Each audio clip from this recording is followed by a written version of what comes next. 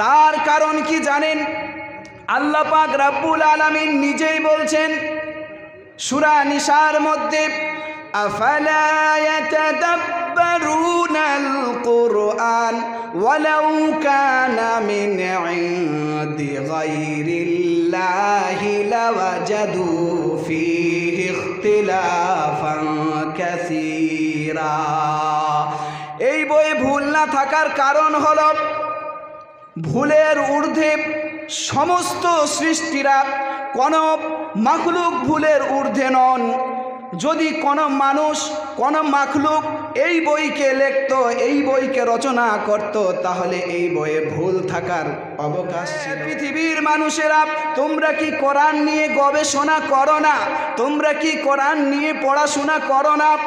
যদি পড়তে তাহলে বুঝতে পারতে যে আল্লাহ ব্যতীত যদি অন্য কাউরি কাছ থেকে এই বই আসতো, তাহলে এই বইয়ে অহরহ ভুল ভ্রান্তি থাকতো, সন্দেহের অবকাশ থাকতো। কিন্তু এই বইয়ে ভুল আর সন্দেহ না থাকার কারণ হলো যে এই বই আল্লাহর কাছ থেকে এসেছে। এক নাম্বার যিনি স্থান পেয়েছেন, সে রাইটারের কাছে যাকে মনে হয়েছে যে এক নাম্বারে সারা দুনিয়ার কোটি কোটি মানুষের মধ্যে 100 জন বিশ্ব কাঁপানো নেতা, তার মধ্যে এক নাম্বার স্থান যাকে দিয়েছে তিনি হলেন ইসলামের জনক, ইসলামের নেতা, ইসলামের জনক, ইসলামের নেতা। নাম হলো আহমদে মুস্তাফা, মোহাম্মদে মুস্তাফা রাসূলুল্লাহ সাল্লাল্লাহু আলাইহি ওয়াসাল্লাম।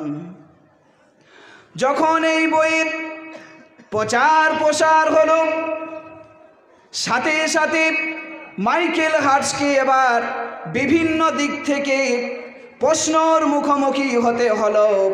কেউ প্রশ্ন করে, তুমি নিজে একজন ঈসাই, তুমি নিজে ঈসা আলাইহিস সালামকে মানো, চাইলে তুমি ইনাকে, এই নবী ঈসা আলাইহিস সালামকে এক নাম্বার স্থান দিতে পারতে। যাই হোক, দিলে না, আফসোস নেই। কিন্তু তুমি এমন একজন জনককে দিলে যে ধর্মকে আমরা নিচু দেখাতে চাই, যে ধর্মকে আমরা দুনিয়া থেকে মিটিয়ে দিতে চাই, সেই ধর্মর গুরু নবী মুহাম্মদুর রাসূলুল্লাহ সাল্লাল্লাহু আলাইহি ওয়াসাল্লামের নামটা তুমি এক নাম্বারে উল্লেখ করলে, এটা ঠিক করনি। মাইকেল হার্টসের উত্তরটা শুনুন বন্ধুরা, আমার বাবাজিরা। সেই মাইকেল হার্টস বলল, এবার তোমার যেমন মাথায় আঘাত লেগেছে এক নাম্বারে নবী মুহাম্মাদের নামটা দেখে, তেমনিও আমিও যখন ইনার নামটা এক নাম্বারে উল্লেখ করতে গেছি, তখন আমার মাথাও, আমার ব্রেনও কাজ করেনি। আমিও চাইনি যে আমি রাখি। না রাখার কারণে বারে বারে ইনার জীবনীখানা আমি পড়েছি, এই উদ্দেশ্যে যে জীবনের মধ্যে যদি আমি একটিও ত্রুটি পাই, তাহলে ইনার নামখানা এক নাম্বার থেকে সরিয়ে আমি আস্তে আস্তে নিচে নামিয়ে দেব। কিন্তু বন্ধুরা, যতই বেশি পড়ছিলাম, যতই বেশি পড়েছি ইনার জীবনী নিয়ে, ইনার সিরাতকে যতই বেশি পর্যবেক্ষণ করেছি, ততই বেশি এই মানুষটি সম্পর্কে, নবী মুহাম্মদুর রাসূলুল্লাহ সম্পর্কে আমার অন্তরে ভালোবাসা বেড়ে গেছে। ত্রুটি তো দূরে থাক, অবশেষে আমি বাধ্য হয়ে ইনার নামখানা এক নাম্বারে রেখেছি। সুবহানাল্লাহ বলার ইচ্ছা করে না? হে রাসূল, তোমাকে ভুলি আমি কেমন করে, হাজারো ব্যথা বেদনার পরে ফিরে আসনি তুমি আপন ঘরে। দিনের আলো তুমি ছড়িয়ে দিতে চলে গেলে মদিনায় মক্কা ছেড়ে। হে রাসূল, তোমাকে ভুলি আমি কেমন করে। হে রাসূল, তোমাকে ভুলি আমি কেমন করে।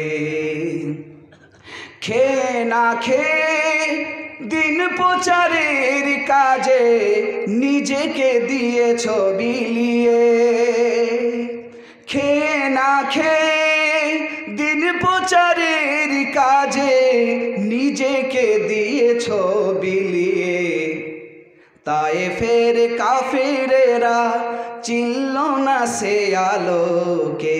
তায়েফের কাফিরেরা চিনল না সে আলোকে। দুষ্টু ছেলেদের পিছু দিল লেলিয়ে। পাথরেরই আঘাতে পাথরেরই আঘাতে ক্ষত বিক্ষত হয়ে সারা শরীর থেকে রক্ত ঝরে। হে রাসূল তোমাকে ভুলি আমি কেমন করে। তিনি বাধ্য হয়ে একজন জ্ঞানী গুণী মানুষ, ঈসাই মানুষ, 1 নাম্বার স্থান দিতে তিনি বাধ্য হয়েছে। আর যদি আপনার বিশ্বাস না হচ্ছে, হাতে মোবাইল আছে, একবার সার্চ করে দেখুন এই দুনিয়ার সর্বশ্রেষ্ঠ মানুষকে। কার নাম ভেসে আসবে জানেন? আমার আপনার নবী, নবী মুহাম্মদুর রাসূলুল্লাহ সাল্লাল্লাহু আলাইহি ওয়াসাল্লামের। তাহলে 1 নাম্বার পেলাম প্রথম পয়েন্টে। এবার আসি দ্বিতীয় পয়েন্টে। ধর্মগ্রন্থ, সমস্ত ধর্মগ্রন্থের দিকে একবার যাচাই বাছাই করি। একটু মাইকম্যান নাই, এটা একটু ঘোরাতে বলেন, আর একটু হালকা ইকো দিতে বলেন।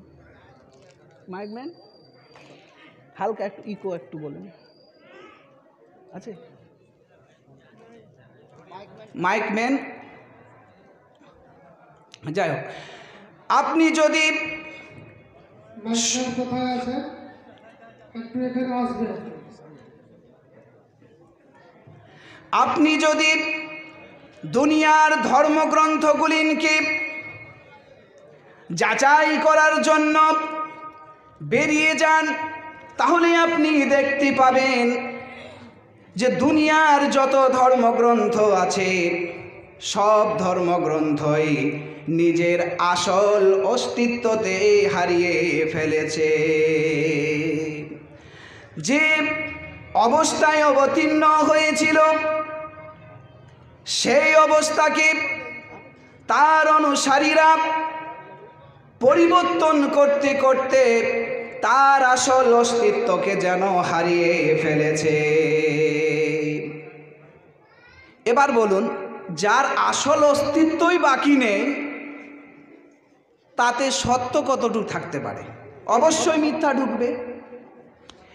কিন্তু বন্ধুরে, দুনিয়াতে একটি ধর্মগ্রন্থ আছে যাতে আজ থেকে 1450 বছর আগে অবতীর্ণ হয়েছিল, কিন্তু আজ পর্যন্ত সে বইয়ে আর কিয়ামত পর্যন্ত সে বইয়ে, সেই ধর্মগ্রন্থে, সেই কিতাবে একটি জের আর জাবার পরিবর্তন হবে না।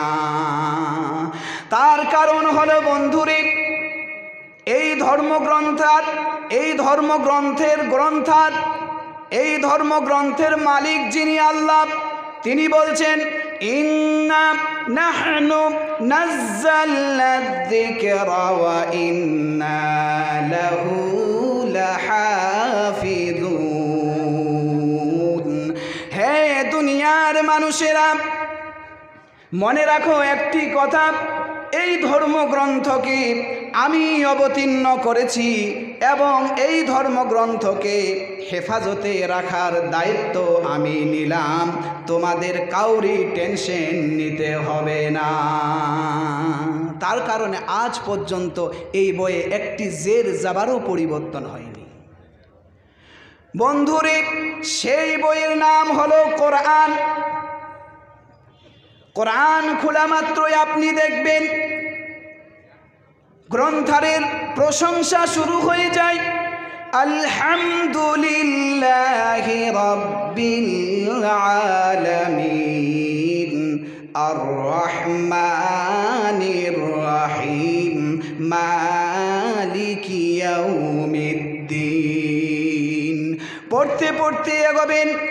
এগোনোর মাত্রই পড়ুয়াদেরকে, পাঠকদেরকে এই বই সতর্ক করবে, হে পাঠকেরা শোনো শোনো, দুনিয়াতে তোমরা বহু বই পড়েছো, দুনিয়াতে হাজার কোটি বই পড়েছো, তোমাদের মাথায় ঢুকে আছে যে প্রত্যেকটি বইয়ে ভুল থাকতে পারে, প্রত্যেকটি বইয়ের প্রত্যেকটি জিনিস নেওয়া যাবে না, কিছু জিনিস নেওয়া যাবে, কিছু জিনিস ছাড়া যাবে। কিন্তু এই বই এমন একটি কিতাব, এই কিতাব এমন একটি কিতাব যার সম্পর্কে আল্লাহ পাক রব্বুল আলামিন শুরুতেই বলছেন, পাঠকদের সতর্ক করছেন, যালিকাল কিতাবু লা রাইবা ফীহি। হে পাঠক শোনো, এটি এমন একটি বই যে বইয়ে ভুল তো দূরে থাক, এটি এমন একটি কিতাব যে বইয়ে ভুল তো দূরে থাক, সন্দেহেরও কোনো অবকাশ নেই। তার কারণ কি জানেন? আল্লাহ পাক রব্বুল আলামিন নিজেই বলছেন সূরা নিসার মধ্যে, আফালা ইয়াতাদাব্বারুনাল কুরআন ওয়ালাউ কানা মিন ইনদি গায়রিল্লাহি লাওয়াজাদু ফীহি ইখতিলাফান কাসীরা।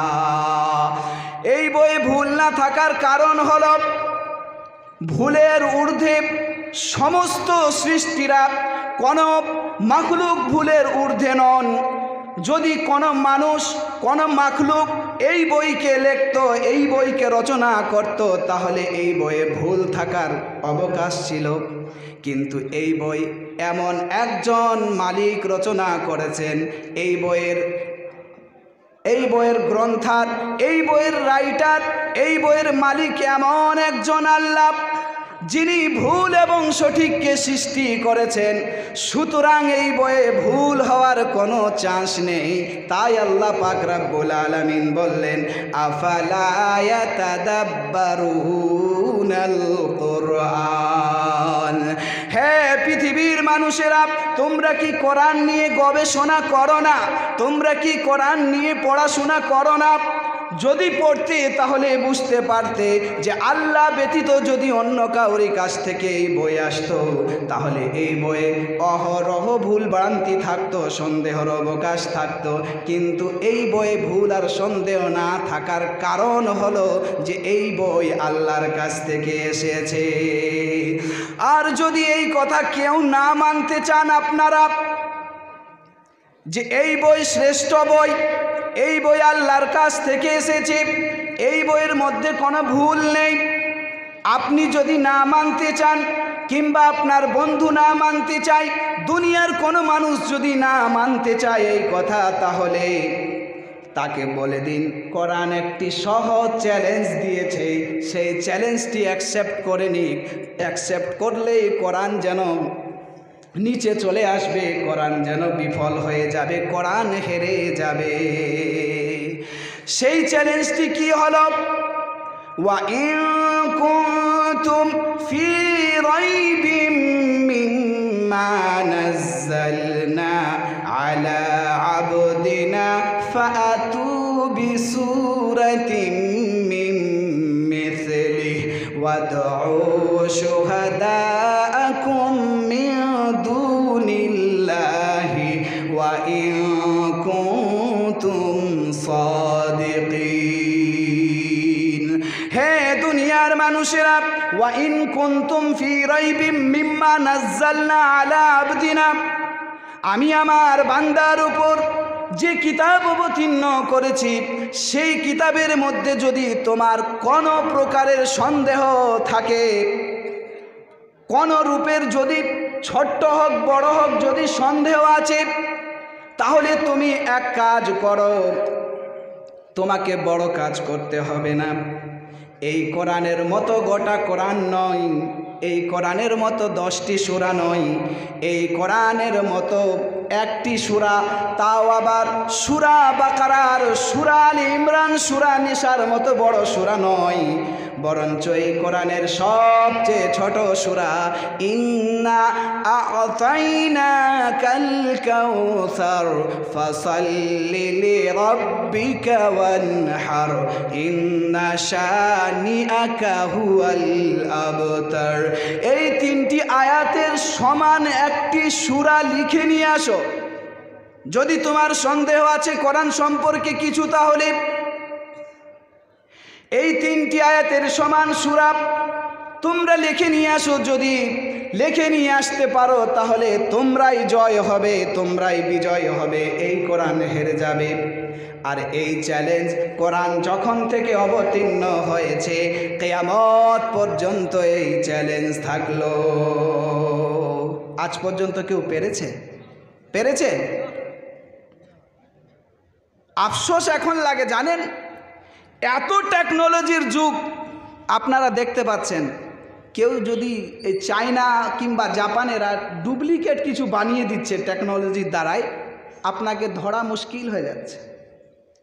ওই যে দেশি মুরগার মতো মুরগাগুলো কি বলেন আপনারা, চায়না মুরগা, যে ডুপ্লিকেট চেনা যায় না। সাধারণ মানুষ তো আমি আজ পর্যন্ত চিনতে পারিনি। যতবার নিয়ে এসছি ভরসা করে, বাড়িতে এসে শুনছি যে আল্লাহ জানে এখন সঠিক না। এত উন্নত মানের হয়েছে দেখেন, 3D পেন্টিং, সব কিছু ডুপ্লিকেট করার, কিন্তু আজ পর্যন্ত এই কোরআনের ছোট্ট সূরার মতো কেউ পারেনি, আর কোরআন পারবে না। তাহলে এতেও 1 নাম্বার, 2টা পয়েন্টে। এবার তৃতীয় পয়েন্ট আসি। তৃতীয় পয়েন্টকে এই ধর্ম সম্পর্কে মানুষরা কি কমেন্ট করছে, অনেক কমেন্ট আছে। আমি সেরা বইয়ের একটি নাম বলছি। বইটির নাম হলো দ্য ক্লাস অফ সিভিলাইজেশন। রাইটারের নাম স্যামুয়েল হান্টিংটন। এই বইয়ের রাইটার করেছে দুনিয়া যত সভ্যতা সিভিলাইজেশন এসেছে আজ পর্যন্ত, সব সভ্যতাকে, সব ধর্মকে, সব সিভিলাইজেশনকে নোট করেছে আর দিয়েছে সবার, কে কতদিন চলল, কে কত প্রভাব ফেলতে পেরেছে, আর কে কতদিন টিকে থাকবে। অবশেষে সেই বইয়ের রাইটার একজন ঈসাই, এটা মনে রাখবেন, স্যামুয়েল হান্টিংটন একজন ঈসাই ব্যক্তি। সেই বইয়ের রাইটার শেষের দিকে তার মূল কথা টানতে গিয়ে বলেছে, আমি এই বইয়ে যত ধর্ম আর যত সভ্যতা, যত সিভিলাইজেশনের আলোচনা করেছি, সব ধর্ম, সব সিভিলাইজেশনের মধ্যে কতশো ধর্ম শেষ হয়ে গেল, আর যারা টিকে আছে সব একদিন খান খান করে ভেঙে শেষ হয়ে যাবে। কিন্তু সারা দুনিয়ায় একটি ধর্ম টিকে থাকবে, একটি পতাকা উত্তোলন থাকবে, সেই পতাকায় লেখা থাকবে লা ইলাহা ইল্লাল্লাহু মুহাম্মাদুর রাসূলুল্লাহ। অর্থাৎ সেই ঈসাই ব্যক্তি বলছেন যে দুনিয়ার সব ধর্মকে ভেঙে খান খান করে দেবে ইসলাম, সব ধর্ম শেষ হয়ে যাবে। আজ যত বড় বড় ধর্ম দেখছেন সব শেষ হয়ে যাবে, শুধুমাত্র একটি ধর্ম দুনিয়ায় বেঁচে থাকবে, সেটি হলো আমার আপনার এই প্রিয় ধর্ম ইসলাম। সুবহানাল্লাহ বলার ইচ্ছা করেন? এই হলো 3টি পয়েন্ট শেষ। এবার সরাসরি মালিকের কাছে জিজ্ঞেস করি, আপনি তো অনেক ধর্ম সৃষ্টি করেছেন দুনিয়াতে, হে আল্লাহ আপনার কাছে কোন ধর্ম পছন্দনীয়? আল্লাহকে জিজ্ঞাসা করা মাত্রই প্রশ্ন ভেসে আসবে কোরআন থেকে, ইন্নাদ-দীনা ইনদাল্লাহিল ইসলাম।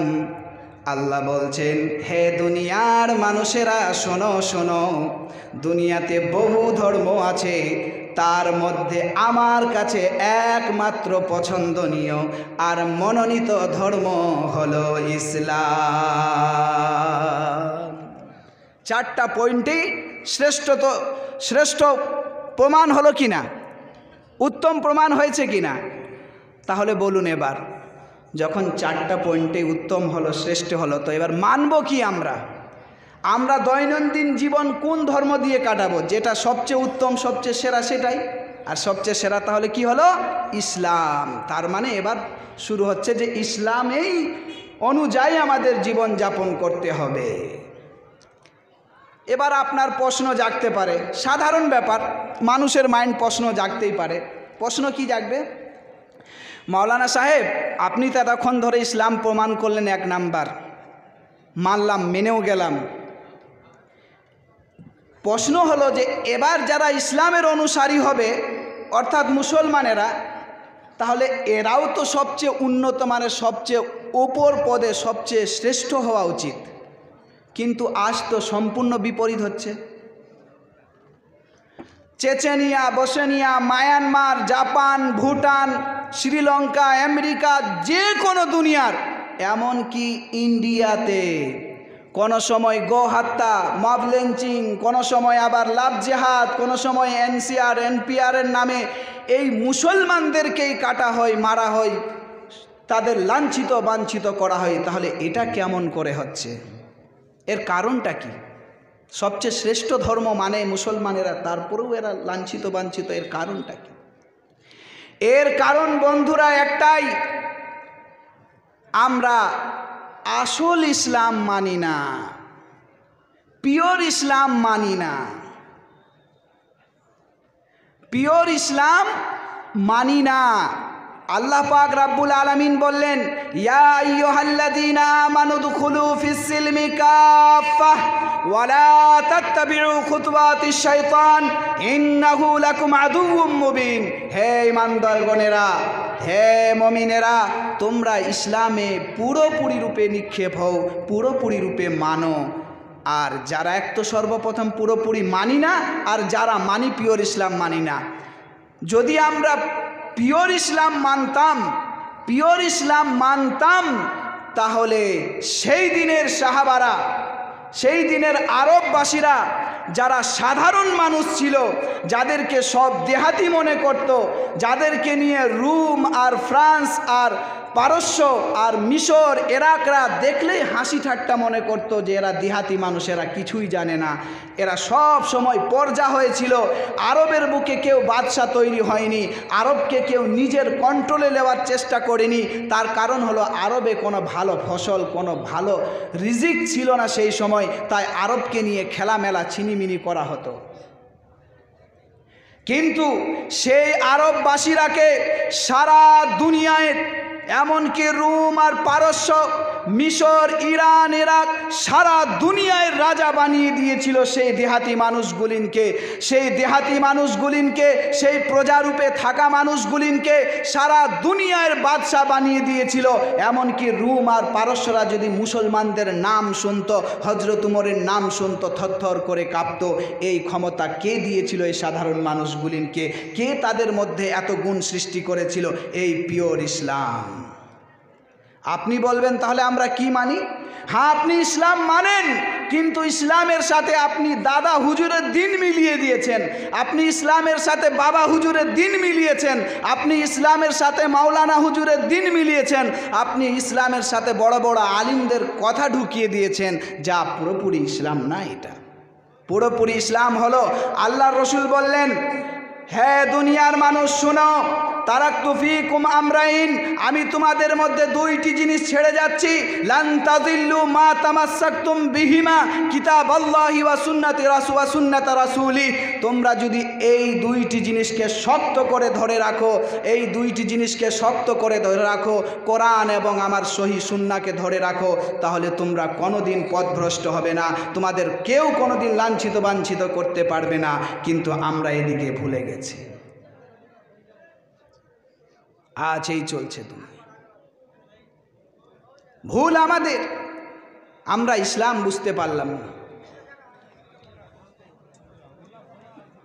একটু এগিয়ে যান, ওই জায়গাতে একটু এগিয়ে যান, ওই জায়গাতে বসতে অসুবিধা হচ্ছে। এই সাইডে জায়গা আছে, এই সাইডে আসুন একটু আপনারা।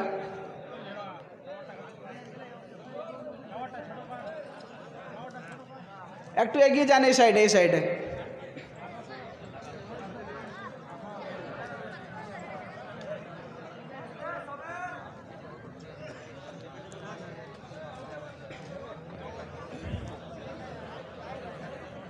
একটু করে এগিয়ে যান। এই সাইডে অনেক জায়গা আছে, এই যে আমার ডান সাইডে, এই সাইডে একটু চলে আসেন।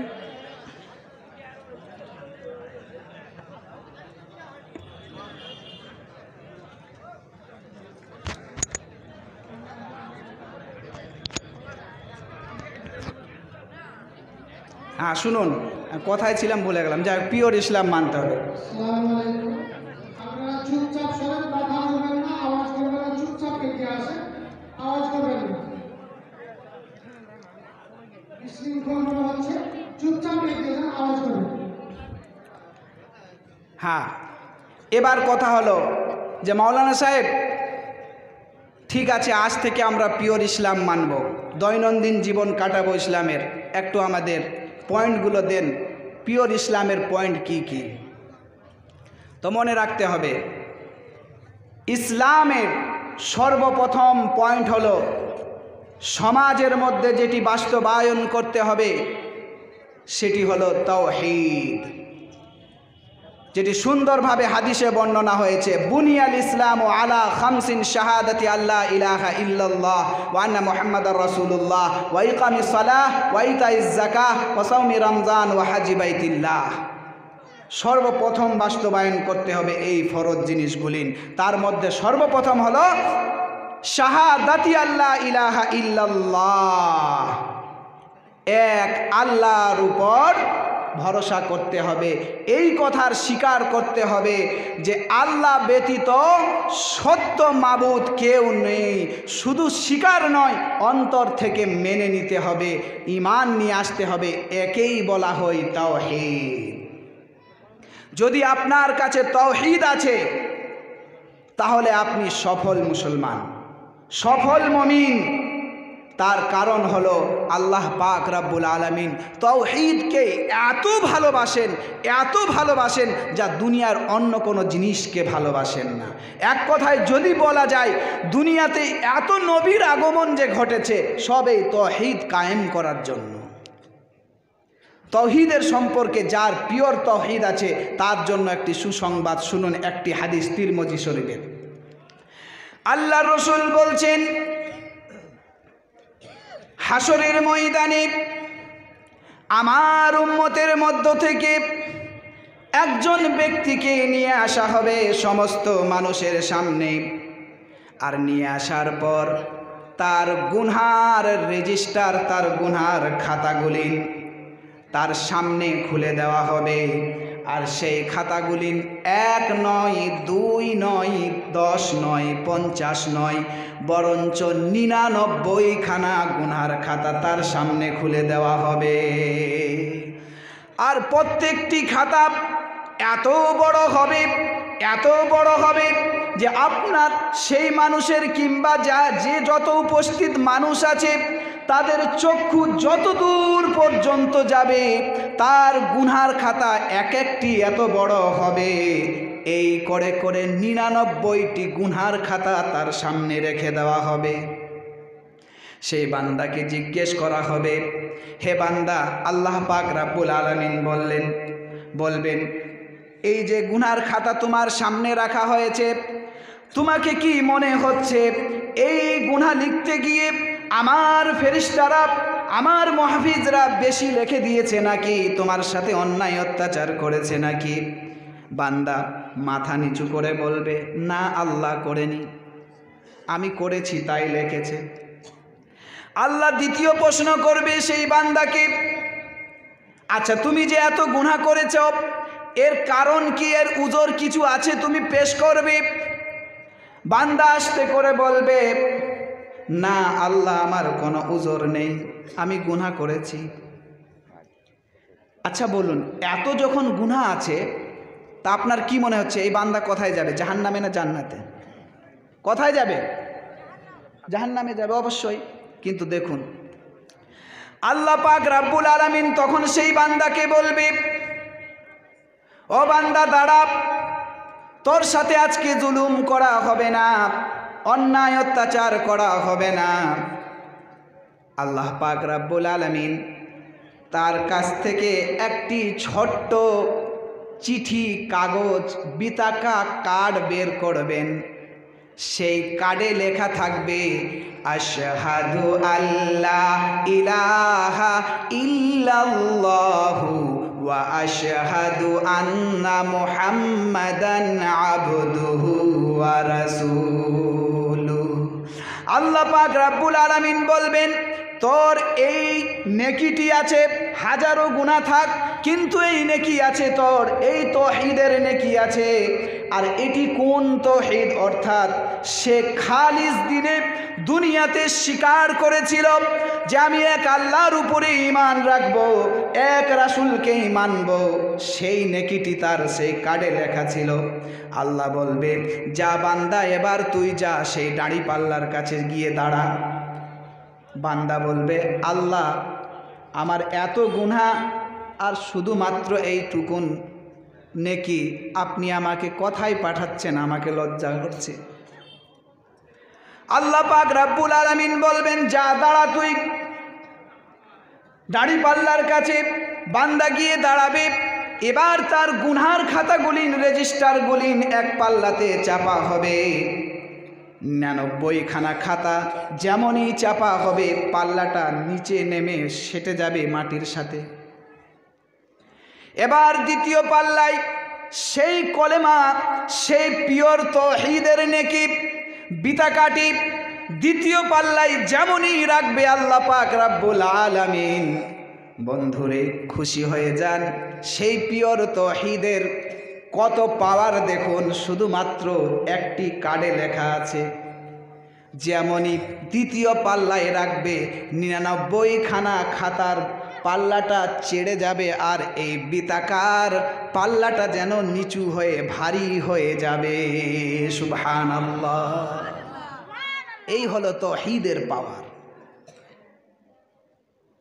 এক আল্লাহকে মানতে হবে, এটাই হলো তৌহিদ। এবার আপনি মনে করুন আমি তৌহিদের মধ্যে আছি কিনা। ঠিক আছে, আপনি স্বীকার করেছেন এক আল্লাহকে মানব, কিন্তু তৌহিদেরও সুরক্ষা করতে হবে, রক্ষা করতে হবে, নিরাপদে রাখতে হবে, সব সময় খেয়াল রাখতে হবে। তার কারণ তৌহিদকে নষ্ট করার জন্য ধাপে ধাপে ধাপে ধাপে শত্রু আছে। আল্লাহ পাক রব্বুল আলামিন নিজেই বলছেন সূরা আনআমের মধ্যে, কি আল্লাযীনা আমানু ওয়া লাম ইয়ালবিসু ঈমানাহুম বিযুলমিন উলাইকা লাহুমুল আমনু ওয়া হুম মুহতাদুন। প্রকৃতপক্ষে সেই বান্দাই শান্তি এবং নিরাপত্তার অধিকারী, এবং সেই বান্দাই যেন সঠিক বলতে পরিচালিত, যে বান্দা আল্লাযীনা আমানু, সর্বপ্রথম সে ঈমান নিয়ে আসলো এক আল্লাহর উপর। তারপরের বাক্যটাতে ধ্যান দেন, ঈমান নিয়ে আসলো, ওয়ালাম ইয়ালবিসু ঈমানাহুম বিযুলমিন, এবং সেই ঈমানকে জুলুমের সাথে মিশ্রিত করলো না, সেই ঈমানটাকে জুলুম থেকে দূরে রাখলো, জুলুম থেকে দূরে রাখলো, সেই বান্দাই প্রকৃত পক্ষে সঠিক পথে চালো। প্রশ্ন জাগতে পারে, জুলুমটা কি? অর্থাৎ জুলুম ঈমানকে, তৌহিদকে, আপনার তৌহিদকে নষ্ট করে দিতে পারে। আপনার এবার প্রশ্ন জাগতে পারে যে জুলুমটা কি?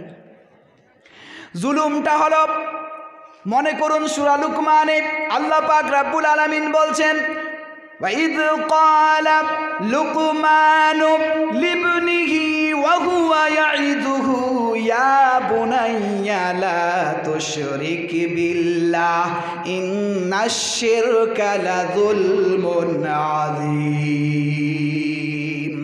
আল্লাহ পাক রব্বুল আলামিন ঘোষণা দিচ্ছেন, তোমরা স্মরণ করো যখন লুকমান আলাইহিস সালাম আপন সন্তানকে, ইয়া বুনাইয়া, আপন কলেজার টুকরোকে উপদেশ দিচ্ছিল। সেই উপদেশের মধ্যে যেটি ছিল উপদেশ, মেন উপদেশ, সেটি হলো লা তুশরিক বিল্লাহ, আল্লাহর সাথে খবরদার খবরদার কোনোদিন কাউকে শরীক করবে না। তার কারণ হলো ইন্নাশ শিরকা লাযুলমুন আযীম, তার কারণ হলো শিরকে দুনিয়ার সবচেয়ে বড় জুলুম। আচ্ছা, এখানে গুনাহ বলা হয়নি। জুলুমের মানে জানেন? জুলুমের মানে হলো একটা জিনিসের রাখার জায়গা এই জায়গায়, আপনি এই জায়গা থেকে সরিয়ে দিলেন, এই জায়গাতে রেখে দিলেন, এটাই জুলুম। যেরকম টুপি হলো মাথায় পড়ার, আপনি যদি এটা পায়ে পড়ে নেন তাহলে টুপির সাথে কি করা হলো? জুলুম করা হলো। তা আল্লাহ পাক রব্বুল আলামিন শিরককে কি বললেন? সবচেয়ে বড় জুলুম। অর্থাৎ আল্লাহর হক হলো, আল্লাহ সৃষ্টি করেছেন বান্দাকে নিজের ইবাদতের জন্য, বান্দার কাজ হলো আল্লাহর ইবাদত করা। কিন্তু বান্দা যদি আল্লাহর ইবাদত ছেড়ে অন্য কাউরি ইবাদত করে কিংবা কাউকে শরিক করে দেয় তাহলে সেটা হলো জুলুম। এই জুলুম অর্থাৎ শিরক। জুলুমের মানে হলো তাহলে কি? শিরক। এই শিরকেই ঈমানকে কি করে? আস্তে আস্তে নষ্ট করে দেয়। আর শিরক এমন ভয়ঙ্কর গুনাহ, শিরক এমন ভয়ঙ্কর জুলুম যার কোনো মাফি নেই। আল্লাহ পাক রব্বুল আলামিন নিজেই বলছেন, শুনুন, যারা এই দুনিয়াতে শিরকের সাথে লিপ্ত হচ্ছেন, শুনুন শুনুন, আল্লাহ পাক রব্বুল আলামিন ঘোষণা দিয়েছেন। এই যে সূরা আনআম 6 নম্বর সূরার 82 থেকে নিয়ে 88 আয়াত পর্যন্ত আল্লাহ পাক রব্বুল আলামিন 18খানা নবীর নাম নিয়েছেন। নেওয়ার পর অবশেষে বলছেন, ওয়ালাউ আশরাকু লাহাবিতা আনহুম মা কানু ইয়ামালুন। যদি এই নবীরাও যদি শিরক করত, আমার সাথে কাউকে শরিক করত, তাহলে এই নবীদেরও গুনাহ আমি নষ্ট করে দিতাম, জ্বালিয়ে পুড়িয়ে যেন ছারখার করে দিতাম, শেষ করে দিতাম। 18খানা নবীকে। তারপরে কি বলছেন? ডাইরেক্ট এবার আল্লাহর রসুলকেও বলছেন, লাইন আশরাকতা লা ইয়াহবাতান্না আমালুক। হে নবী, হে মুহাম্মদ, শোনো শোনো, তুমি যদি শিরক করো তাহলে তোমার আমলকেও যেন আমি শেষ করে দেব, ধূলিসাৎ করে দেব। আর তুমি লাতাকুনান্না মিনাল খাসিরিন, তুমি ক্ষতিগ্রস্তর মধ্যে পড়ে যাবে। নবীদেরকে যদি আল্লাহ পাক রব্বুল আলামিন এই ধমকি দেন, তাহলে ভাবুন আমি আর আপনি কে? তিনারা তা করবেনই না। এটা তাদেরকে উদ্দেশ্য করে আমাদের বোঝানো হয়েছে যে শিরক থেকে দূরে থাকো। শিরকের নিজের পাওয়ার আছে, এটা মনে রাখতে হবে। দুনিয়াতে বহু গুনাহ আছে, জেনা আছে, চুরি আছে, ডাকাতি আছে। আপনি জেনা করলেন, জেনার যদি আপনি তওবা করলেন তাহলে ক্ষমা হলো, নইলে দাড়ি পাল্লায় উঠে যাবে, আপনি সেখানে তার শাস্তি পেয়ে জান্নাতে যাবেন। কিন্তু শিরক এমন একটি গুনাহ, শিরক এমন একটি গুনাহ আপনি করলেন, তার সাথে সাথে আপনার পিছনের সব গুনাহ নেকি শেষ, আপনি ইসলাম থেকে বেরিয়ে যাবেন। তার কারণ হলো আল্লাহ পাক রব্বুল আলামিন বলছেন, কত ঘৃণা করেন, দেখেন কি বলছেন, ইন্নাল্লাহা লা ইয়াগফিরু আন ইউশরাকা বিহি ওয়া ইয়াগফিরু মা দুনা যালিকা লিমান ইয়াশা ওয়া মান ইউশরিক বিল্লাহি ফাকাদ যাল্লা যালালাম বাঈদা। আল্লাহ পাক রব্বুল আলামিন বলছেন, তোমার হাজারো গুনাহ আছে, তোমার হাজারো গুনাহ আছে, শিরক নেই। আমি চাইলে আল্লাহ পাক রব্বুল আলামিন ক্ষমা করে দিয়ে আমি তোমাকে জান্নাতে দিয়ে দিতে পারি, আমি কাউরি পারওয়া করি না। কিন্তু বন্ধুরে, আল্লাহ পাক রব্বুল আলামিন এই কথারও সতর্ক করলেন, ইন্নাল্লাহা লা ইয়াগফিরু আন ইউশরাকা বিহি। যদি তুমি শিরক করে নিলে তাহলে শিরকের গুনার, শিরকের পাপ যেন আল্লাহ পাক রব্বুল আলামিন ক্ষমা করবেন না। আপনি কি ভাবছেন? শুধু এই নয়, আল্লাহ পাক রব্বুল আলামিন বললেন, ইন্নাহু মাইয়ুশরিক বিল্লাহি ফাকাদ হারামাল্লাহু আলাইহিল জান্নাহ ওয়া মাআওয়াহুন নার। যে বান্দা শিরক করে নিল, যে বান্দা শিরক করল, ভালো করে শুনুন কি বলছেন আল্লাহ পাক রব্বুল আলামিন। সর্বপ্রথম বলেন আমি ক্ষমাই করব না, তারপরে বলছেন যে বান্দা শিরক করে নিল তার জন্য আমি জান্নাতকে হারাম করে দিলাম, তার ঠিকানা হবে জাহান্নাম, তার ঠিকানা হবে জাহান্নাম। বন্ধুরা মনে রাখুন, আপনি বড় বড় গুনাহ করে গেছেন। মুসলিম শরীফের একটি হাদিস, আবু দাউদ, নাসাই, তিরমিজি অনেক জায়গাতে এসেছে, সাহুল আলবানী হাদিসটিতে আছে। আল্লাহ পাক রব্বুল আলামিন বলছেন তুমি আসমান আর জমিন ভরে গুনাহ নিয়ে আসো আমার কাছে, তুমি ক্ষমা চাও, আর সেই তোমার গুনাহতে যদি শিরক না থাকে তাহলে আমি সাথে সাথে মোচন করে দেব।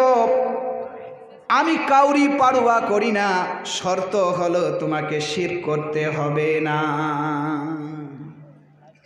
তার মানে বুঝতে পারছেন শিরক কত ভয়ঙ্কর গুনাহ। শিরক থেকে বাঁচতে হবে কিনা বলুন আমাদের? তো বাঁচতে হবে, তার মানে জানতে হবে যে শিরক কাকে বলে। তা আসুন শিরকটাই জানিয়ে। মনে রাখবেন শিরকের দুই প্রকার, শিরকে আকবার আর শিরকে আসগার, অর্থাৎ বড় শিরক এবং ছোট শিরক। বড় শিরক যদি কোনো বান্দা করে, কোনো মানুষ করে, তাহলে সে সাথে সাথে দিন থেকে খারিজ হয়ে যায়। সে যদি বিনা ক্ষমাতে মারা যায় তাহলে তার জন্য সোজাসুজি জাহান্নাম, কোনো পথে বাধা নেই। আর এই শিরকটার মূলত দুই তিন প্রকার, চার প্রকার আছে। আমি দুই একটি বলছি। শিরকে আকবার সম্পর্কে বেশি বলবো না, যেহেতু আমাদের সমাজে, বিশেষ করে আহলে হাদিস সমাজে শিরকে আকবার কমই পাওয়া যায়।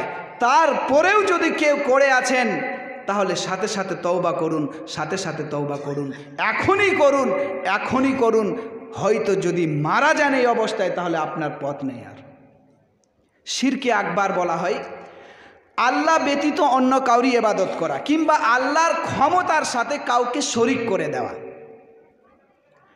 আল্লাহর কাছেই চাইতে হবে, ইয়াকা নাবুদু ওয়া ইয়াকা নাস্তাইন, একমাত্র আল্লাহরই ইবাদত করতে হবে এবং আল্লাহর কাছেই চাইতে হবে। আপনি আল্লাহ ব্যতীত অন্য কাউরির কাছে চাইলেই সেটাই শিরক। কিন্তু আজ দেখতে পাওয়া যায় কিনা অন্যর কাছে চাওয়া? আপনি দেখবেন কোনো কোনো জায়গায় ডাব গাছে ইট ঝুলিয়ে রাখে। ডাব গাছে কি ইট ঝুলিয়ে রাখে। প্রশ্ন করবেন কিসের কারণে? তো এরা বলবে যে এই যে ইটটা যেমন ভারী হয় কি না, তো এটা এই ইটটা কে ঝুলায়?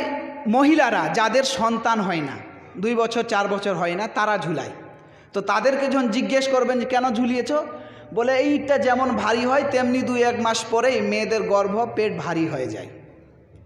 আচ্ছা বলুন, যদি ওইখানে প্রশ্ন করা যায় তাহলে বিনা বিবাহিতা মেয়ে যদি ইট ঝুলায় তাহলে তারও পেট ভারী হবে নাকি?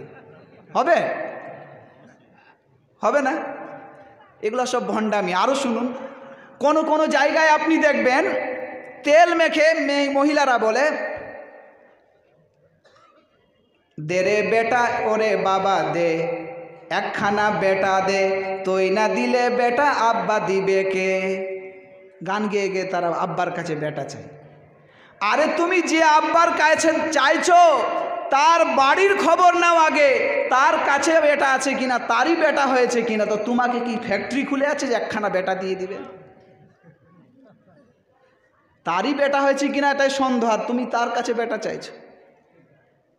আমাদেরকে বিভ্রান্ত করে। মনে রাখবেন এই ক্ষেত্রে আমি এই পয়েন্টটা বেশি তুলছি, তার কারণ হলো আমাদের মধ্যে বিবাহর পরে 4-5 বছর যদি সন্তান না হয় তাহলে বিভিন্ন ধরনের বন্ধু বান্ধব আর শয়তানেরা পিছনে লেগে যায়, চল ওই জায়গাতে, চল ওই জায়গাতে, চল ওই মাজারে, চল ওই বাবার কাছে। সতর্ক থাকবেন। আল্লাহ পাক রব্বুল আলামিন বলছেন, লিল্লাহি মুলকুস সামাওয়াতি ওয়াল আরদ ইয়াখলুকু মা ইয়াশা। আল্লাহ পাক রব্বুল আলামিন যাহা চান তাহাই সৃষ্টি করেন। ধ্যান দিয়ে শুনবেন এটা। ইয়াহাবু লিমান ইয়াশাউ ইনাসা, আল্লাহ পাক রব্বুল আলামিন যাকে চান তাকে কন্যা সন্তান দেন। ওয়ায়াহাবু লিমান ইয়াশাউ যুকুরা, যাকে চান শুধুমাত্র পুত্র সন্তান দেন। আও ইউজাউবিজুহুম যুকরানা ওয়া ইনাসা, যাকে চান পুত্র সন্তান এবং কন্যা সন্তান দুটাই দেন। ওয়ায়াজআলু মান ইয়াশাউ আকিমা, আর যাকে চান বাঁঝ বানিয়ে দেন। আর যাকে বাঁঝ বানান দুনিয়ার কোনো শক্তি তাকে সন্তান দেওয়াতে পারবে না। কিন্তু এইসব ভণ্ডামি চলছে, এই শিরকে আকবার। বক্তা সাহেব চলে আসেন, শিরকে আকবরের দিকে বেশি যাব না, এবার শিরকে আসগারের দিকে আসে। শিরকে আসগার যেটা ছোট শিরক, সেটা দিন থেকে খারিজ করে না, মানুষকে দিন থেকে বের করে দেয় না, দিন থেকে বের করে না, কিন্তু এটা বারবার করতে থাকলে সে দিন থেকে সে শিরকে আকবরে পরিণত হতে পারে, রূপান্তরিত হয়ে যেতে পারে। সেই শিরকে আসগার সম্পর্কে জানতে হবে। তার কারণ হলো আমাদের সমাজে শিরকে আসগার কুটে কুটে ভরে ভরে পাওয়া যায়, খুবই বেশি পাওয়া যায়, আর আমরা তাকে শিরকি মনে করি না।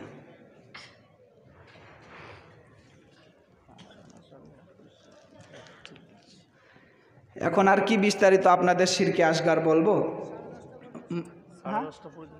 আরো সময় আছে? এখন কত? 10 মিনিট। আচ্ছা, তাই 10 মিনিট আছে, তাহলে শুনেন। হ্যাঁ, শিরকে আসগারের মূলত 3 প্রকার ভেদ, মনে রাখবেন 3টা প্রকার। প্রথম হলো অন্তর থেকে শিরকে আসগার হয়, দ্বিতীয় হলো মুখ থেকে শিরকে আসগার হয়, চতুর্থ হলো আমলের দিক দিয়ে হয় শিরকে আসগার।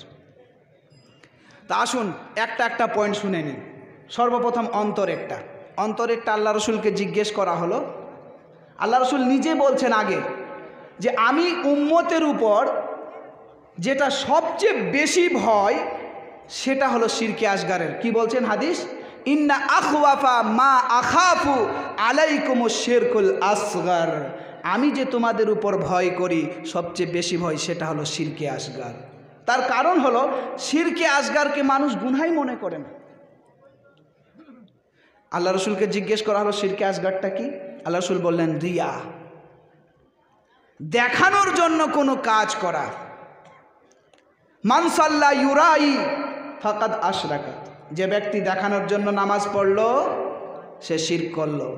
ওয়ামান সামা ইউরাই ফাকাদ আশরাকা, যে ব্যক্তি দেখানোর জন্য রোজা রাখলো সে শিরক করলো, যে ব্যক্তি দেখানোর জন্য সাদকা করলো সে শিরক করলো।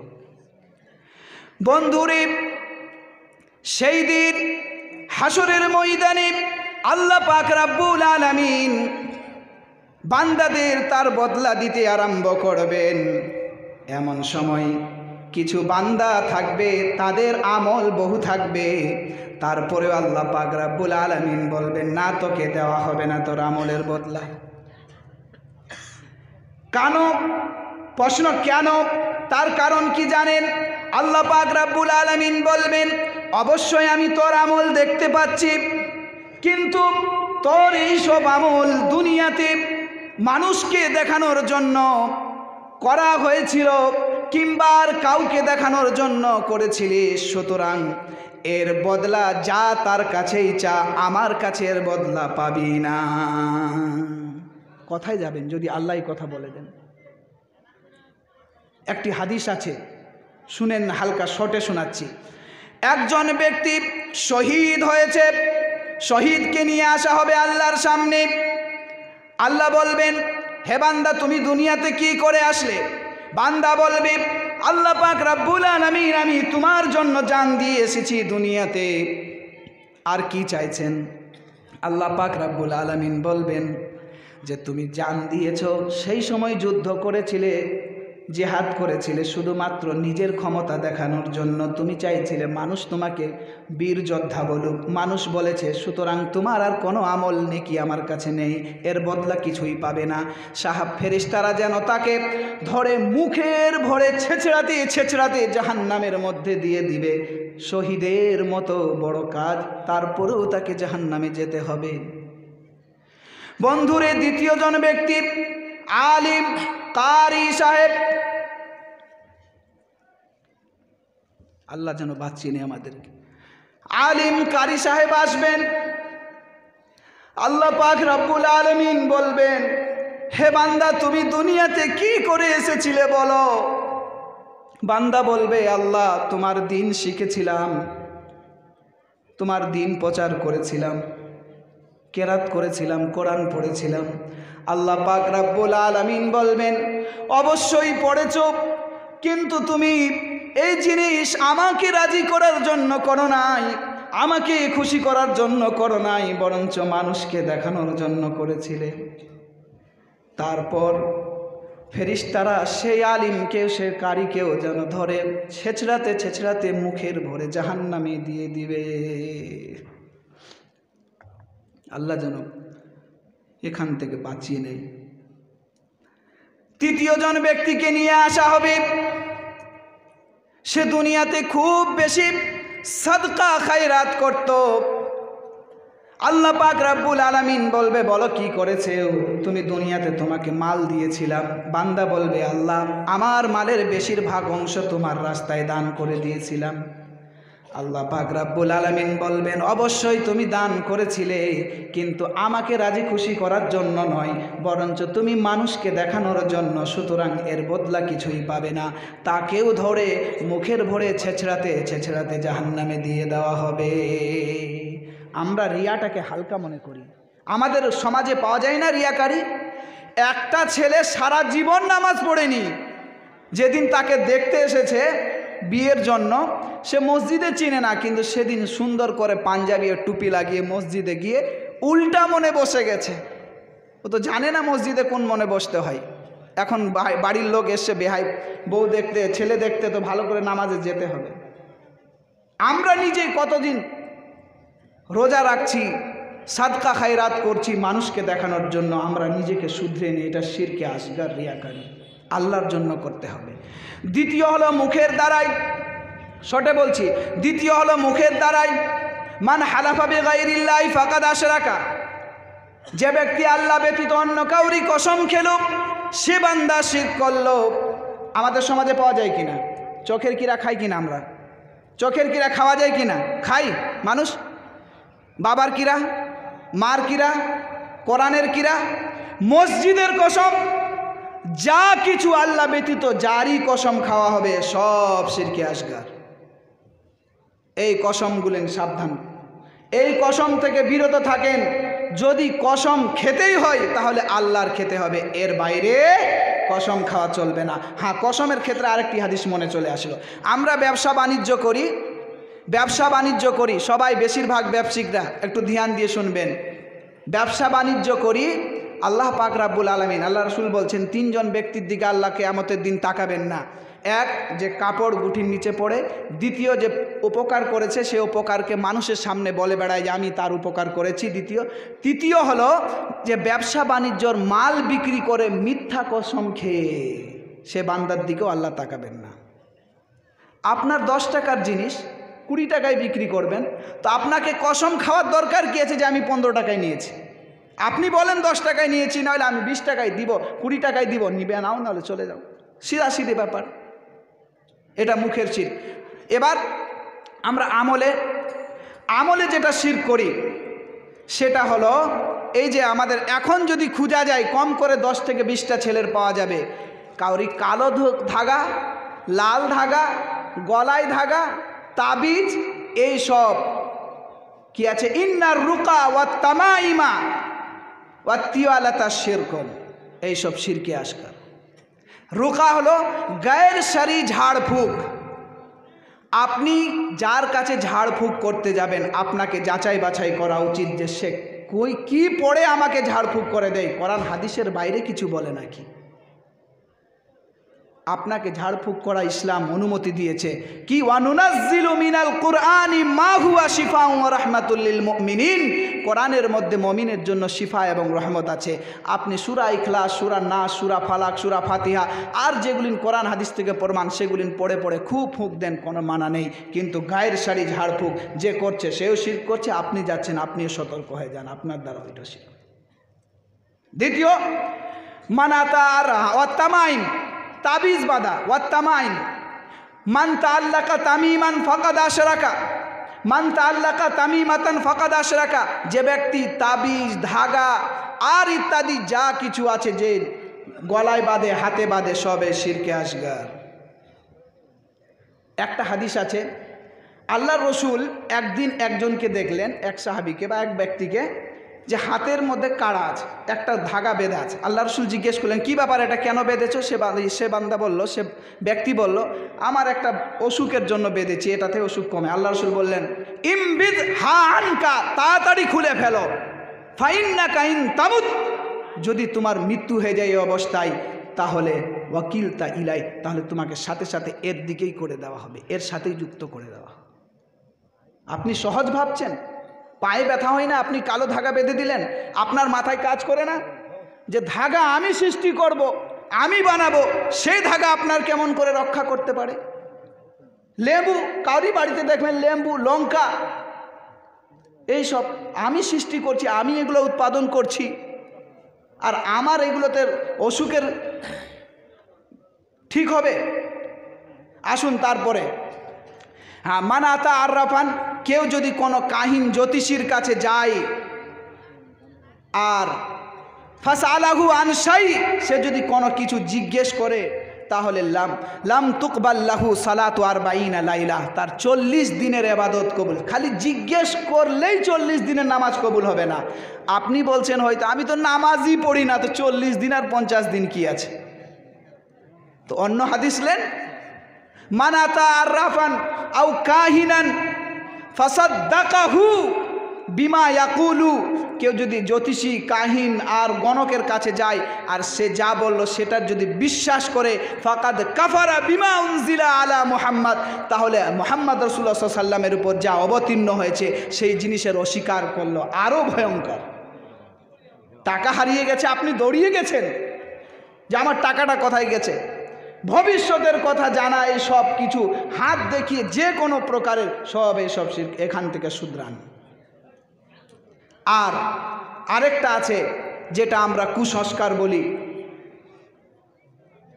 যেটা কুমন্ত্রণা, কুধারণা, রাদ্দাতহু তায়ারাতু আন হাজাতিহি ফাকাদ আশরাকা। আগের ব্যক্তিরা কি করত, বাড়ি থেকে বেরোচ্ছে, তার ডান দিক দিয়ে যদি কোনো পাখি উড়ে গেল তাহলে যেত, বাম দিক দিয়ে গেলে তারা বলতো আমার কাজটা হবে না, বাড়ি ফেরত চলে আসতো। আজ আমাদের মধ্যে পাওয়া যায় কি না? গাড়ি চালাচ্ছেন, বিড়াল পার হলো, গাড়ি ঘোরা না, আচ্ছা ডাউন হবে।